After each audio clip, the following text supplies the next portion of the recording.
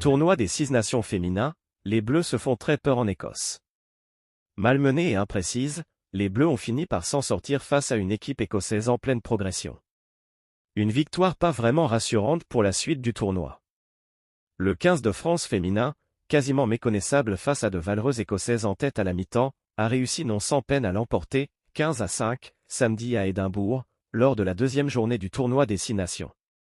La semaine de repos qui attend désormais les Françaises, dont le prochain rendez-vous les emmènera le 14 avril à Paris face à l'Italie, ne sera pas de trop pour analyser cette rencontre très inquiétante pour la suite de la compétition. Il faudra impérativement que les Bleus, bien pâles en Écosse, haussent leur niveau de jeu à Jambouin, car elles ont été trop pénalisées, trop imprécises et incapables d'enchaîner des séquences de jeu efficaces.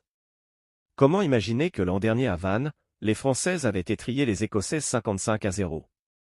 Mais depuis, le 15 du Chardon a bel et bien progressé. À l'automne, elles ont remporté le niveau 2 du WXV, la nouvelle compétition créée par World Rugby pour permettre justement de rehausser le niveau du rugby féminin.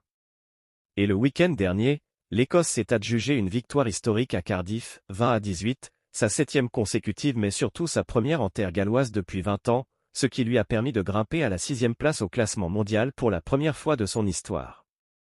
L'Écosse en tête à la pause. Lors de la première période, sous un beau soleil printanier mais par un fort vent, les Écossaises ont fait parler leur défense solide, qui a énormément gêné le 15 de France, auteur par ailleurs d'erreurs de main dommageables. Vêtues de blanc, les tricolores, maladroites, voire fébriles, ont eu beau camper dans le camp écossais, elles n'ont pas réussi à mettre en place leur jeu, ni à concrétiser leur domination territoriale.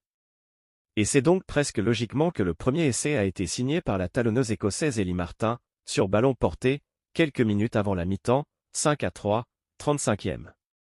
Au retour des vestiaires, les Françaises ont poursuivi leurs imprécisions, malmenées de toutes parts, notamment en touche, par des adversaires en confiance. Ce n'est qu'à la 52e minute que la jeune ailière des Bleus Kelly Arbey, pour sa deuxième sélection, est enfin allée aplatir derrière l'embut écossais, pour redonner un peu d'air à ses coéquipières, 5-8, mais sans vraiment rassurer. Et ce n'est pas un deuxième essai, marqué sur la sirène par la 3e ligne française Emmeline Gros, qui a dissipé les doutes. Merci de bien vouloir activer la cloche et de cliquer sur j'aime.